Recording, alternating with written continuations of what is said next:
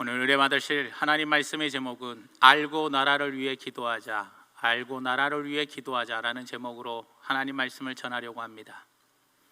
지금 우리나라는 사면 초과입니다.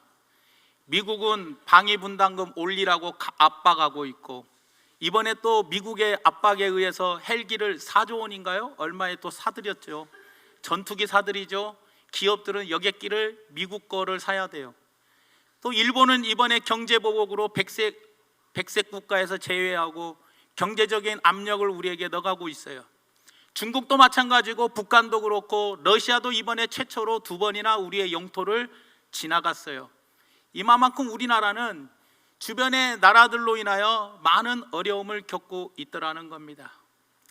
에레미야가 하나님께 따졌습니다. 하나님, 아니 저렇게 악한 사람들은 잘 먹고 잘 살고 저렇게 편하게 사는데 이렇게 의인은 왜 이렇게 어렵게 살아야 하냐 하나님께 따졌듯이, 저도 대한민국의 국민으로서 하나님, 저 그냥 일본 이번에 태풍 확 지나가갖고 그냥 엄청난 피해나 한번 입고, 저 화산 언제 터집니까? 저 화산이 한번 뻥 터지고, 지진이 왜 올해는 안 일어나? 지진 팍팍 일어나가지고 하나님 그냥 쓸어버렸으면 좋겠습니다. 나는 마음을 가질 수도 있겠죠. 하나의 국민이라면 왜 그런 마음이 없겠습니까?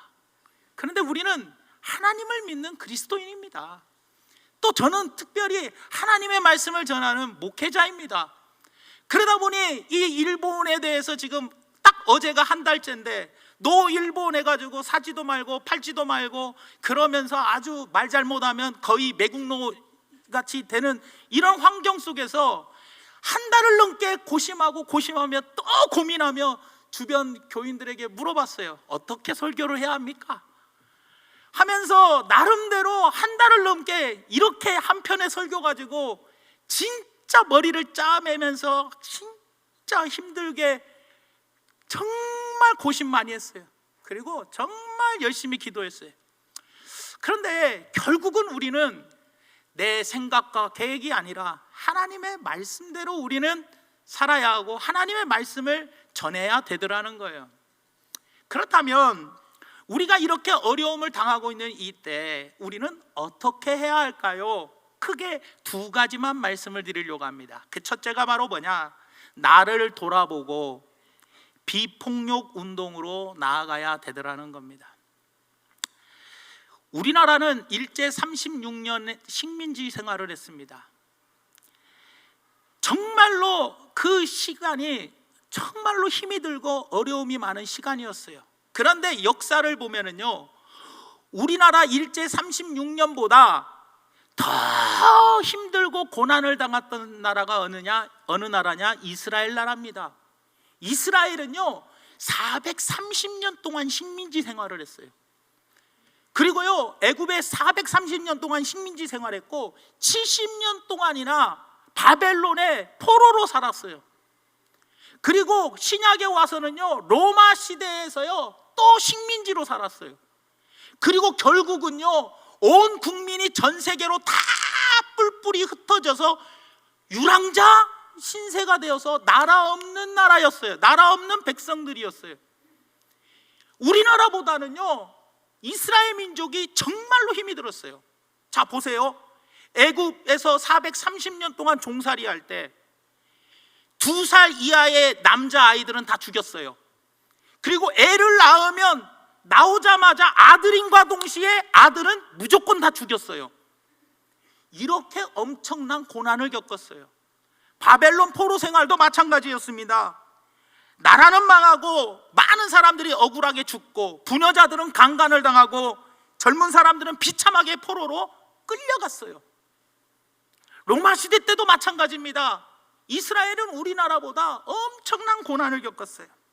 그런데 이런 강제 노동과 엄청나게 힘들고 어려움 속에서 하나님은 이스라엘 백성들에게 신명기 23장 7절에 뭐라고 말씀하셨냐? 너는 에돔 사람을 미워하지 말라. 그는 내 형제임이라. 애굽 사람을 미워하지 말라. 네가 그의 땅에서 객이 되었음이니라. 하나님은요 이런 애굽을 미워하지 말라라는 거예요. 그렇다고 여러분들 그들이 저질렀던 만행을 잊어버리라는 게 아닙니다. 여러분, 신명기 24장 18절 말씀에 분명히 이렇게 이야기합니다. 너는 애굽에서 종되었던 일과 내 하나님 여호와께서 너를 거기서 속량하신 것을 기억하라. 너가 종생활했던, 애굽에서 노예 생활을 했던 그 일은 절대로 기억하고 잊지 말라라고 분명히 말씀하고 계셔요.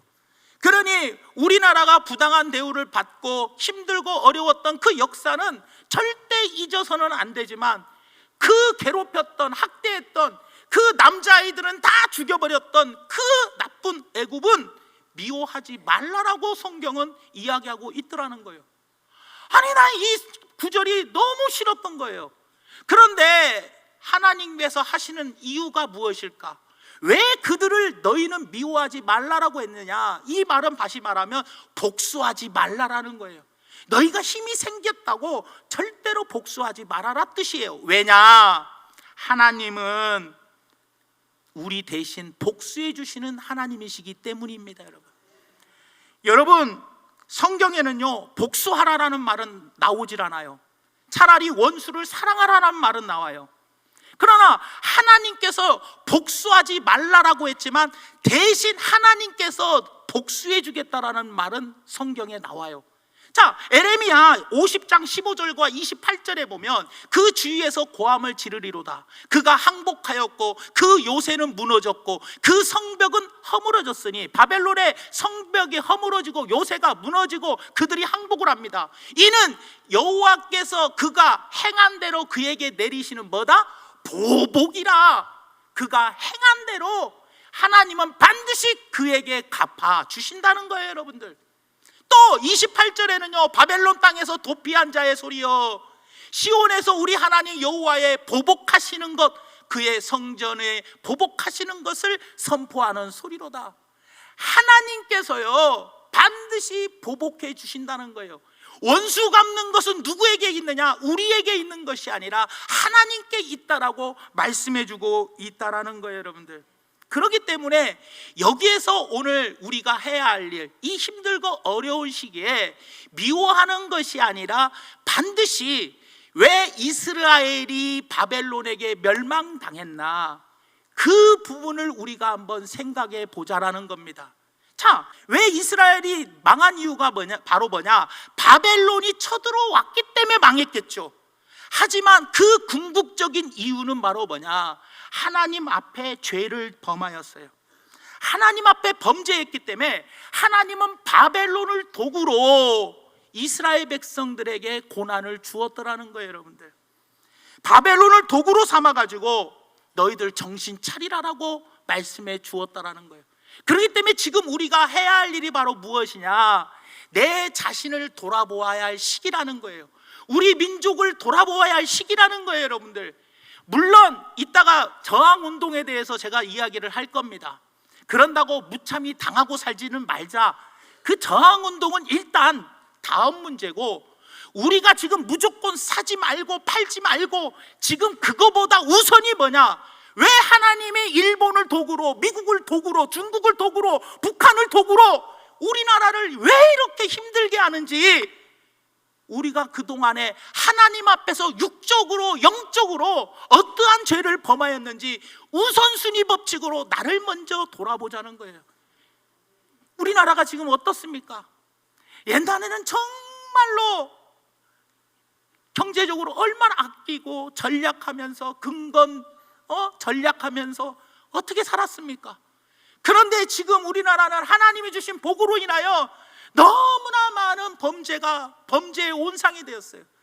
마약, 성범죄부터 시작해서 이 청소년들의 탈선, 그리고 얼마나 해외에서 돈을 많이 갖다 쓰면서 얼마나 과소비를 하며 명품 수입, 그리고 각종 전 세계에 안 좋은 것은 1위, 술 소비량 1위, 안 그래요 여러분?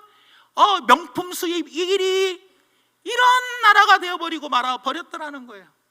과거에는 우리가 하나님을 얼마나 열심히 잘 섬겼습니까? 정말로 하나님을 열심히 잘 섬겼는데 지금 우리는 어떻게 하나님을 섬기고 있냐라는 거예요.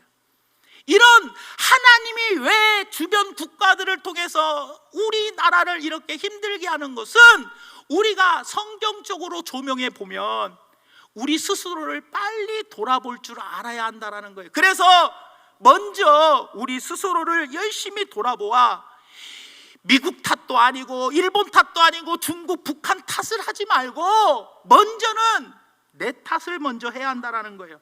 어떤 문제든지 나를 돌아보지 않는 민족은 발전이 없어요. 다시 한번 말씀드립니다. 나를 돌아보지 않는 사람은 발전이 없고 나를 돌아보지 않는 민족은 발전이 없는 거예요.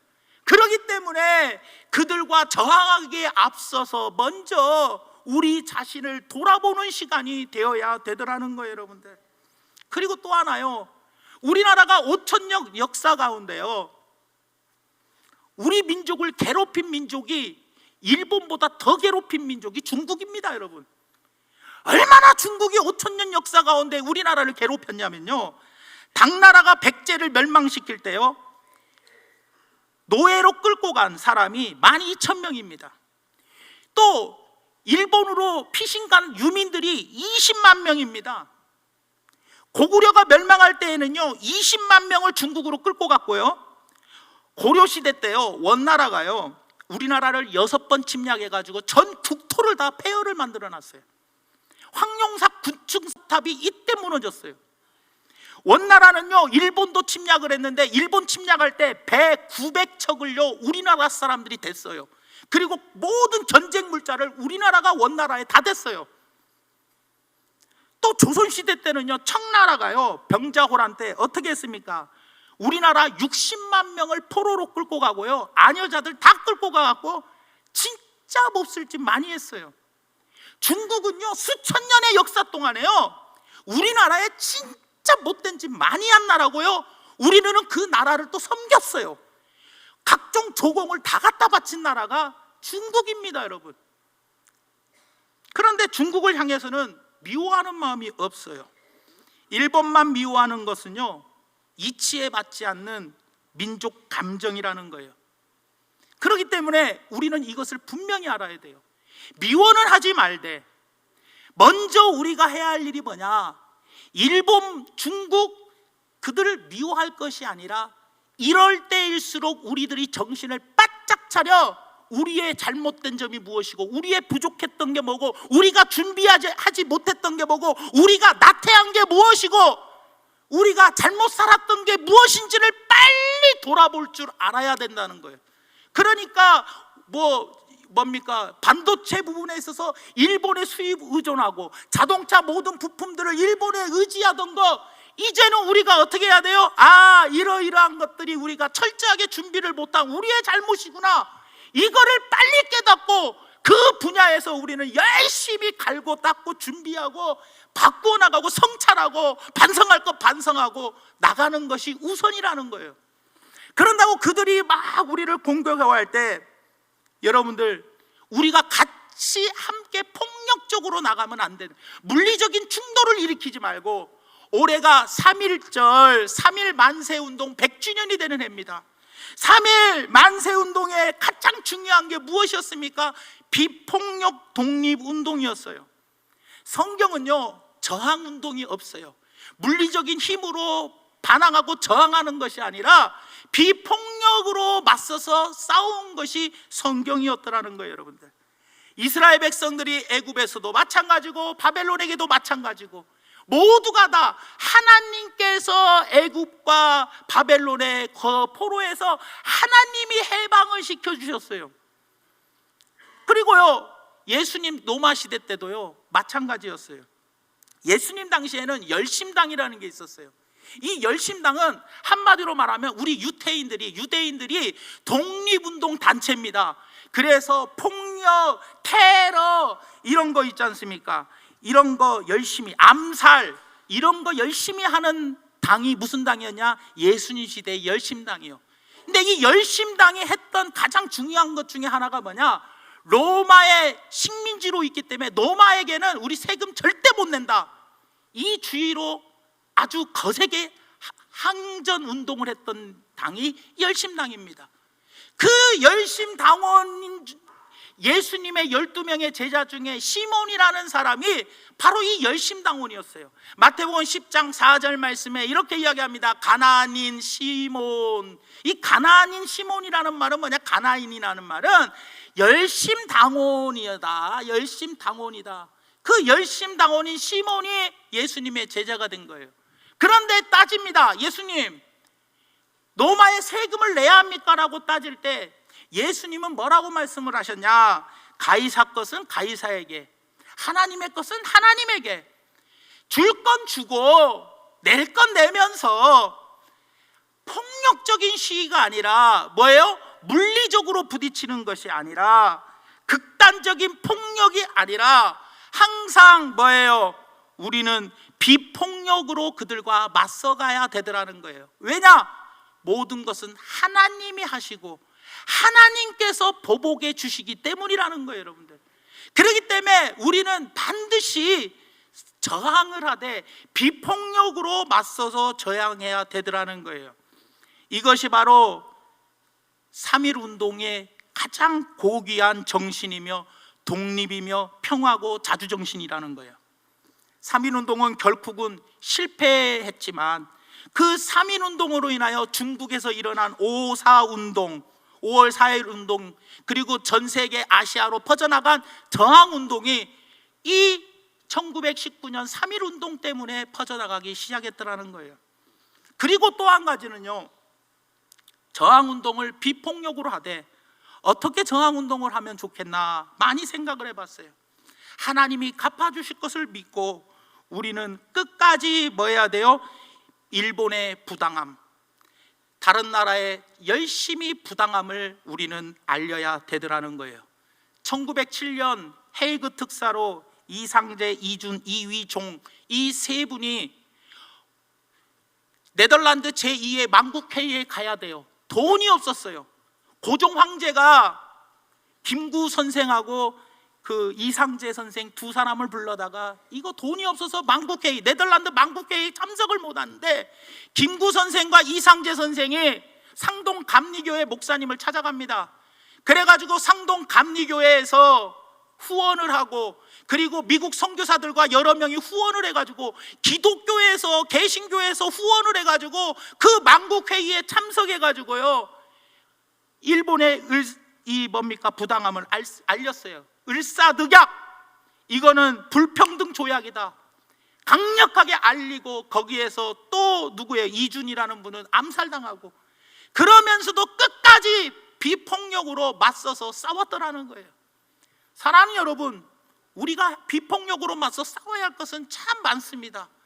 가만히 돌아볼 때요, 지금도 우리나라의 언어들 중에는요 일본말을 쓰고 있는 언어들이 많습니다. 바케스, 다마, 난닝고, 뭐 또 건축에서 건설에 계시는 분들의 대부분의 것은 뭐 다시방부터 시작해서 건설 용어는 다 일본어예요.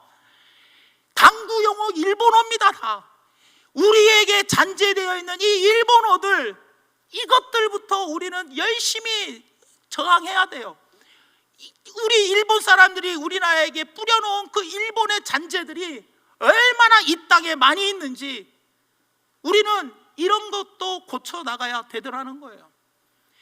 부당함을 열심히 알리고 그들에게 우리의 힘을 하나로 묶어서 저항하면서 보여줘야 하지만, 보복은 하나님이 하시기 때문에 절대로 폭력으로, 물리적인 힘으로 그들과 맞서 싸우는 것이 아니라 우리 그리스도인들은 기도로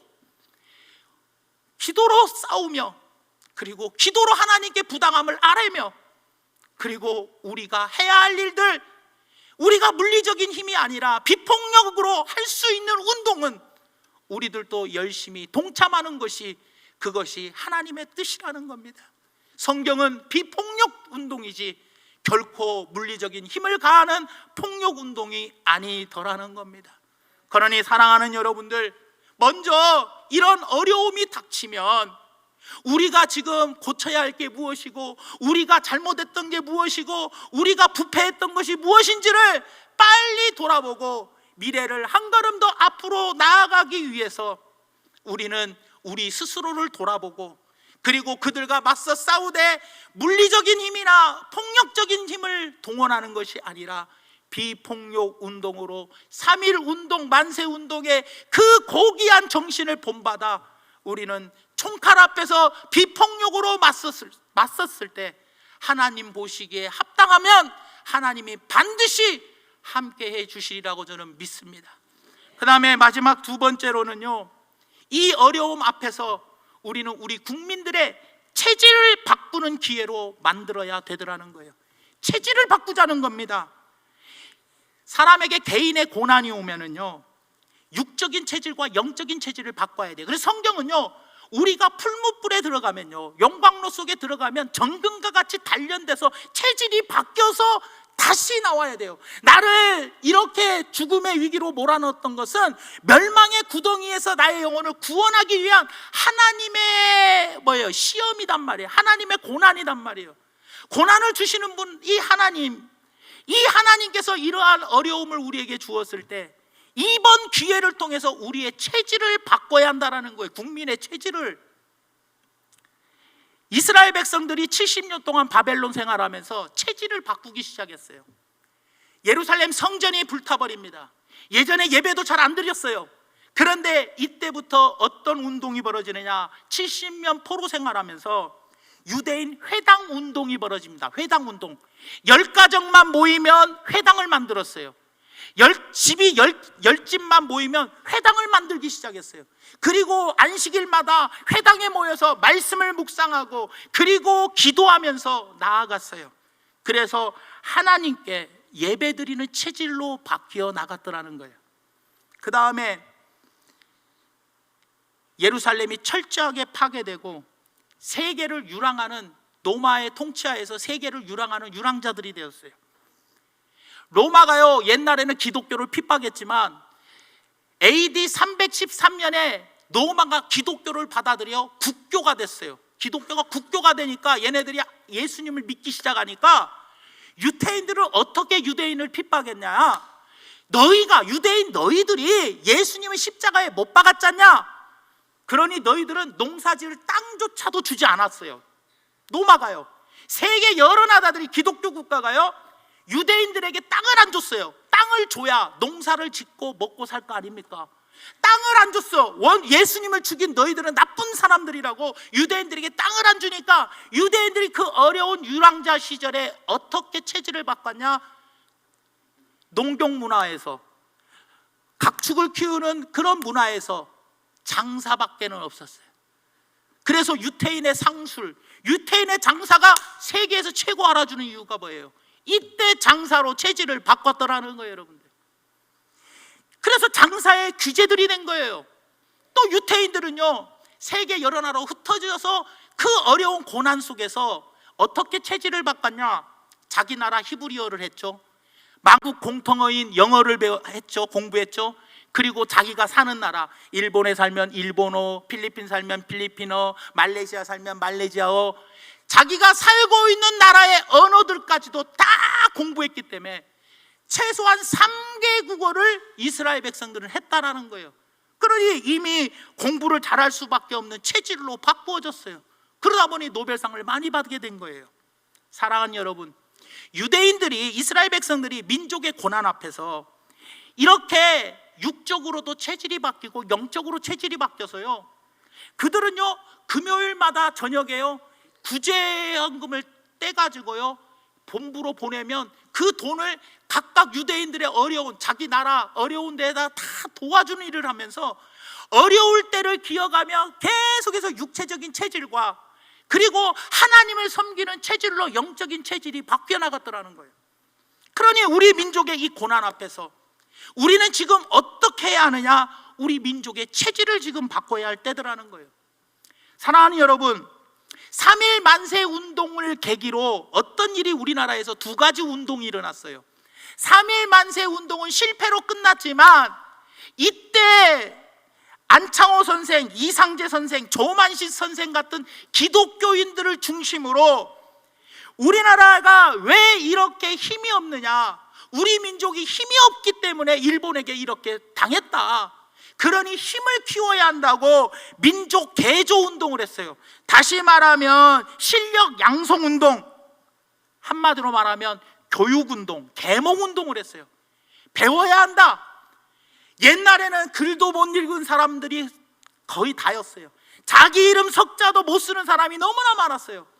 그런데 이 기독교를 중심으로 어떤 운동이 일어났냐? 계몽 운동이 일어났어요. 야, 배워야 한다. 배우지 못하니까 우리가 이렇게 망하게 된다. 그러니 우리는 열심히 가르치고 배워야 한다. 그래서 계몽 운동이 막 일어나기 시작했어요. 그리고 또 한 가지 운동은 사회주의 운동, 공산주의 운동이 일어났어요. 무장 독립 운동입니다. 이거는 공산주의자들이 일으켰어요. 그래서 민족 개조 운동, 민족 교육 운동을 꾸준히 해온 기독교 지도자들이 주축이 되어서 남한 정부를 이루었고, 무장 독립 운동, 투쟁 운동을 했던 이 공산주의가 북한을 장악하면서 공산국가가 됐어요. 그래서 북한이 된 거예요. 그런데 우리나라가 이마만큼 발전할 수 있었던 게 뭐 누구 때문이다, 누구 때문에, 누구 대통령, 무슨 운동, 이것 때문이다라고 이야기하지만, 실질적으로 우리나라가 발전한 것은 물론 하나님의 도움이 있었지만 가장 중요한 것은 엄청난 교육열 높은 나라는 우리나라가 세계 최고입니다. 이 교육열과 함께 우리 민족의 악착같이 일하는 끈질긴 근성, 이 두 개가 합해짐으로 말미암아 우리나라가 발전하기 시작한 거예요. 그러니까 우리나라가 일제 36년의 그 엄청난 고난 때문에 어떻게 바뀌었냐? 교육열이 어마어마하게 높았어요. 옛날에 학교 절대 안 보내. 어디 학교. 그런데 무조건 배워야 우리 집안이 산다. 그래서 장남은 소를 팔든 밭을 팔든 땅을 팔아서라도 어떻게 해서든지 남자들은요, 너희들이 나가서 뭐 해야 한다? 대학에 들어가라. 잘 돼가지고 우리 집안을 일으켜야 한다 해가지고요, 가장 중요한 소 팔고 다 팔았어요. 그래서 자식 교육을 열심히 시켰어요. 그 교육열과 끈기, 우리나라의 끈기 알잖아요. 끝까지 우리는 일어난다는 끈기가 합해져서 우리나라가 이만큼 성장할 수 있었던 거예요. 그때 36년의 식민지의 그 고통 앞에서 우리의 체질이 뭐예요? 바뀌기 시작했던 거예요. 그렇다면 이제 우리의 체질이 바뀌어야 하지 않겠냐라는 거예요. 과거에 우리 근면자조 협동, 그 성실했던 그때로 다시 돌아가야 할 거 아닙니까? 지금같이 방탕하게 살면서 세상에 온갖 번제의 온상이며, 지금 이 나라가 정말로 얼마나 나라 빚은 점점 늘어나고 있죠. 예? 세계적으로 여러분들, 중국이요, 핸드폰도 앞서가고 시작했어요. 또요, 반도체 외에는요, 우리나라 뒤처지고 있죠. 조선 철강이요, 중국에 다 뒤처져 가지고요, 우리나라 갈수록 힘들고 어려운 시대가 되어버리고 있대. 다시 우리는 뭐 해야 돼요? 육적인 체질이 편안하게 이제 먹고 살기 좋고, 나 혼자 돈 모아놨으니 이제 요거 갖고 편하게 노후 대책이나 해가면서 살자가 아니라, 다시는 우리는 허리띠를 졸라매고 우리의 그 과거에 편안했던 그때 그 시절에서 체질이 바뀌어 옛날에 우리 어떻게 했어요? 힘들고 어려울 때 정말 열심히 살았던 그때로 육체적인 체질이 바뀌어야 하고, 그리고 영적인 체질이 바뀌어져야 돼요. 옛날에 7, 80년도 때 우리가 하나님을 얼마나 열심히 섬겼습니까? 그때 새벽기도 드리는 사람이 얼마나 많았습니까?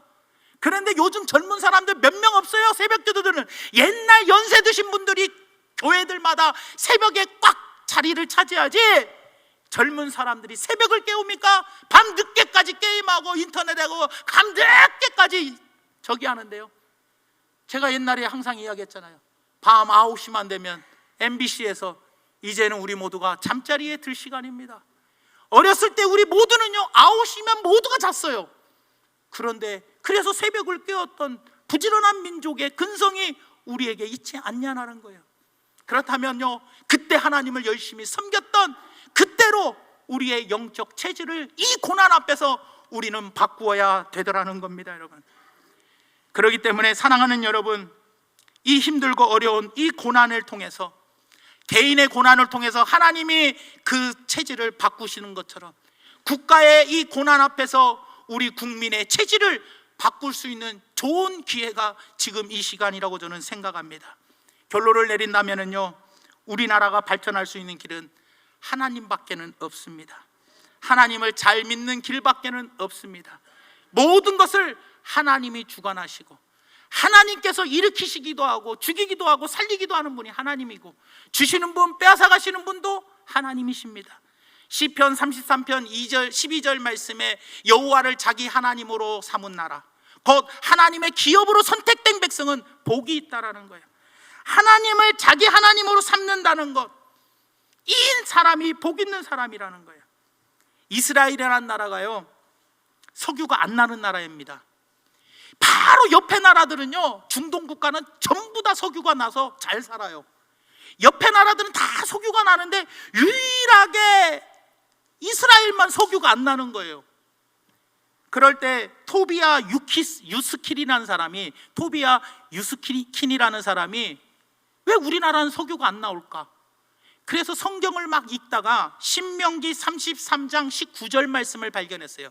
그들이 백성을 불러 산에 이르게 하고 거기에서 의로운 제사를 드릴 것이며 바다의 풍부한 것과 모래에 감추어진 보배를 흡수하리로라. 여기에서 모세가 마지막으로 12지파에게 축복해 주는데, 이 스불론 지파에게 뭐라고 축복하느냐? 바다의 풍부한 것과 모래에 감추어진 보배라고 이야기를 해요.